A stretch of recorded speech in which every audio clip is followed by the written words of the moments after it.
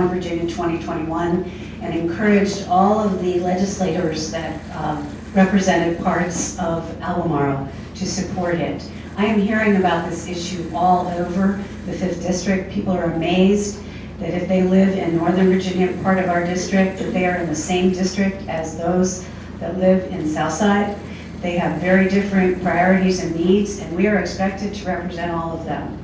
The number one problem with gerrymandering, of course, is people not being able to choose their politicians instead choosing them. But there's another problem, and that is it puts together regions that don't belong together. We have 10,000 square miles that either Tom or I are going to have to represent. I'm up for the job, but I'm really hopeful that One Virginia 2021 is successful in actually wresting this from control of the General Assembly and putting it in bipartisan hands after 2021.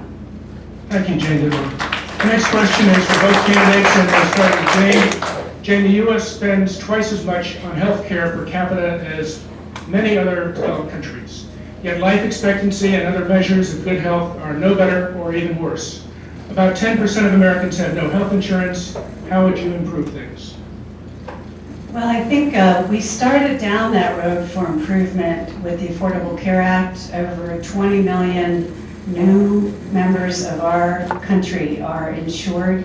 We still have gaps. Gaps are big here in Virginia, where we are not accepting Medicaid funds. I hear from those people that are in those gaps everywhere I go. I think that one of the things we need to do with the Affordable Care Act is look at where we are with it and improve it, and there are things we need to do with regard to that. I've been very frustrated, as many of you may be, with the current state in Congress where we have our Republicans trying to rip up the entire Affordable Care Act, our Democrats having to use all their energy to save it. There are so many things we can do to improve it, and that's what we need to get to work at.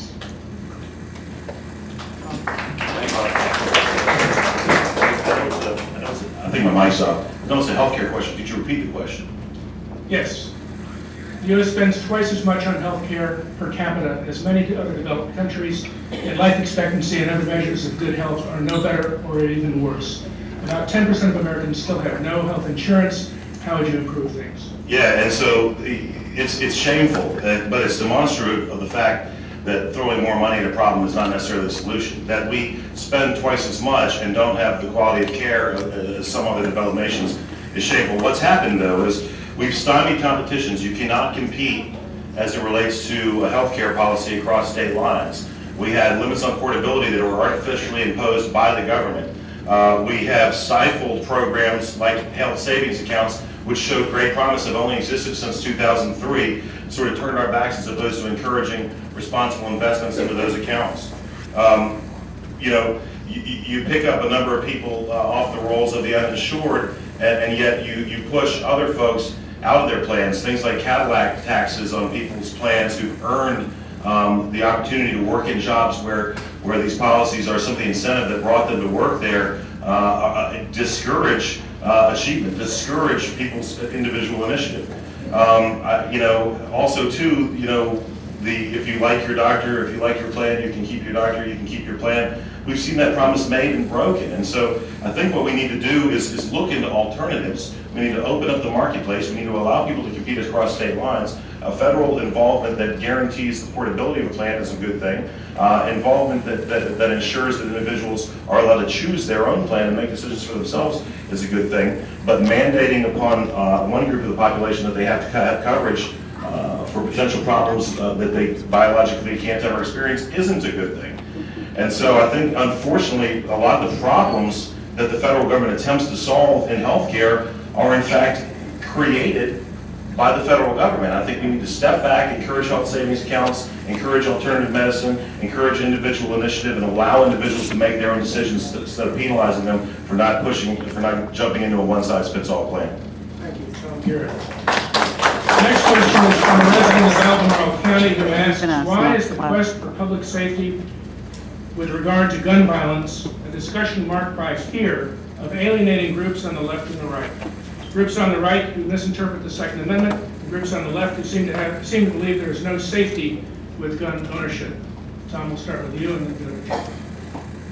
Yeah, ultimately, the question as it relates to the Second Amendment comes down to one of whether or not you believe the founders were correct in their assertion that a free republic and the citizens thereof have an individual right to keep and bear arms, as affirmed in the recent Supreme Court decision in Heller. You know, I think it's shameful that so much of the rhetoric is directed in the manners and directions that it is. So many particular types of guns or guns that look a certain way are vilified. When you step back, you know, and divorce yourself from the emotion of the issue, and you look at the raw numbers, you know, and you learn that long guns, for example, what some people would brand assault weapons, I think you're 4 times more likely to be killed with a knife. You're twice as likely to be killed by hands or feet. A time and a half more likely to be bludgeoned than to be killed by these weapons. So ultimately the problem, I don't think, is guns. The problem is violence. The murder rate, guns notwithstanding, in the United States outstrips that across the globe. And when we talk about, you know, individualized tragedies and things that have happened, they're all horrible, but let's look at the numbers in mass. So until we can crack down on knife murder and bludgeoning murder and hands and feet murder, I don't think vilifying an object, an inanimate object, is necessarily the solution if you believe that the founders were right in their constitutional vision as it relates to the Second Amendment. You're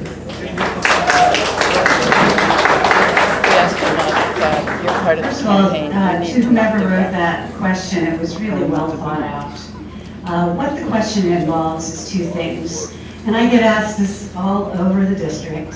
What's your position on the Second Amendment, and what do you think about what's going on in the country at this time? Number 1, I support our Constitution. As an elected official, I raised my hand. I took an oath to defend our Constitution. The Second Amendment is the Second Amendment of the Constitution I love.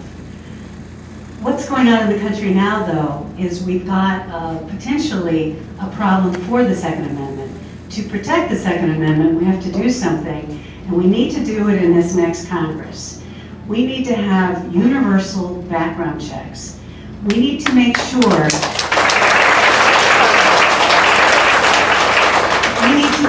that people who shouldn't own guns are not allowed to buy them.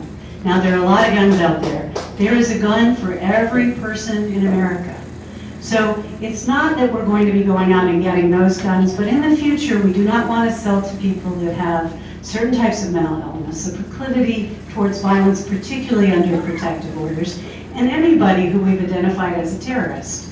Now, we have a no-fly list that's identified a lot of terrorists, and people want to fight that list. What we need to do is fix the list to make sure there's a swift appeals process if someone who shouldn't be on that list gets on that list. But we need to use that list to protect us from terrorists buying those things. Now, the majority, vast majority of Americans want this, as do NRA members, and I'll work for this in Congress. Thank you, Jen. The next question is also for both candidates, also with 90 seconds to respond. What is your stance on the Atlantic Coast fracking gas pipeline proposed in our district? I think I said that right. Jane, you're first. That was a mouthful, wasn't it, Bob? What's going on with pipelines? There's not just the Atlantic Coast, by the way. We have some pipelines that want to go across the 5th District down in Franklin County and Pennsylvania County. The seat in Washington can do a couple things with regard to that, so I'll limit my thoughts with regard to actionable items.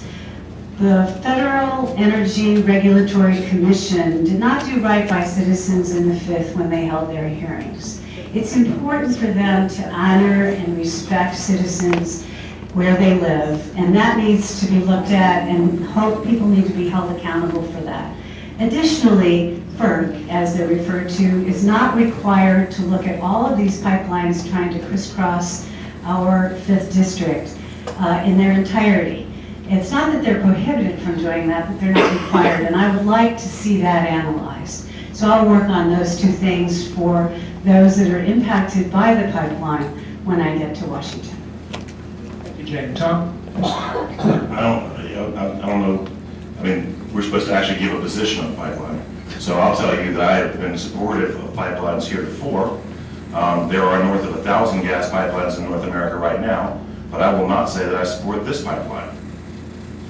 And the reason for that is the people who will be most impacted by the pipeline may choose not to have the pipeline.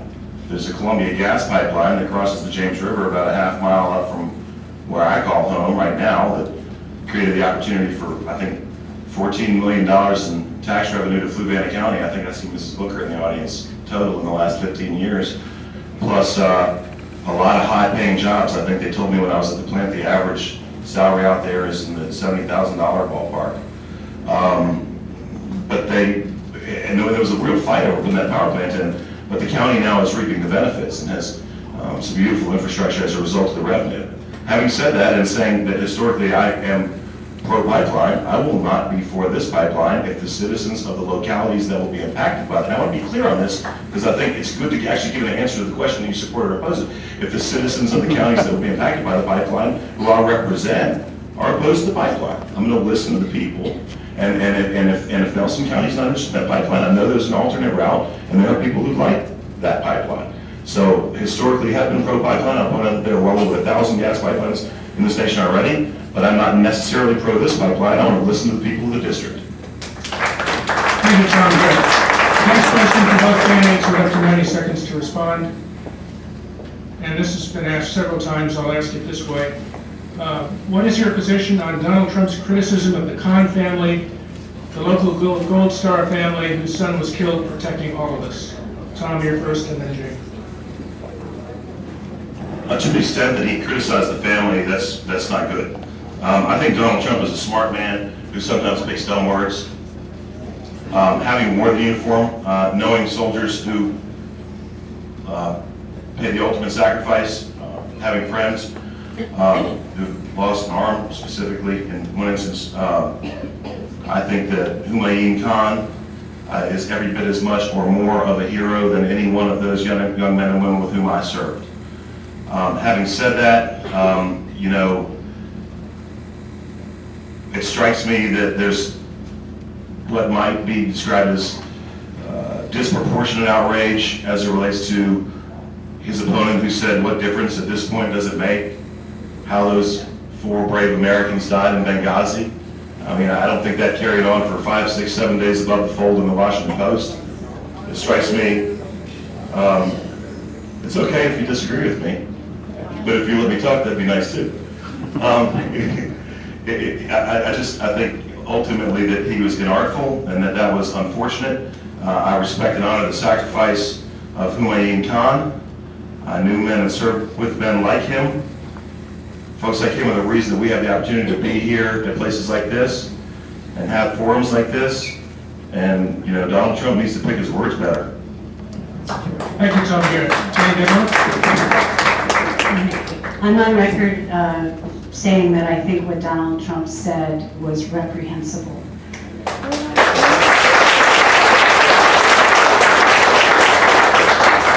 It's more than tone, it's more than forgetting the best way to communicate. There is an attitude there, and he disrespected a Gold Star family. I don't have a military background, but I sure felt it when that happened. I was also appalled at what he did with the Purple Heart. You mentioned your friend that lost an arm. Purple Heart really means something about sacrifice. I really am pleased at the Republicans that came out, those with military backgrounds and those that didn't, that called Trump out 100% on what he said. Thank you, Jane Ditmar. Next question is for both candidates, up to 90 seconds in response. A Charlottesville resident asks, how willing are you to defy your party whip and vote the interests of your district rather than the interests of your party? Jane, you first. I've always said, to the extent that a group of people like thinking about policy, want to vote in a certain way that would help my district, well then, count me in. I did that when I was representing the magisterial district of Scottsville, and I will do that when I'm in Congress. I have been asked this question a couple of times. Let me tell you how I've answered it. At this age, for what I want to do on Capitol Hill for you and for me, I am not interested in any paths to power. What I'm interested in is working hard, doing a good job for the district,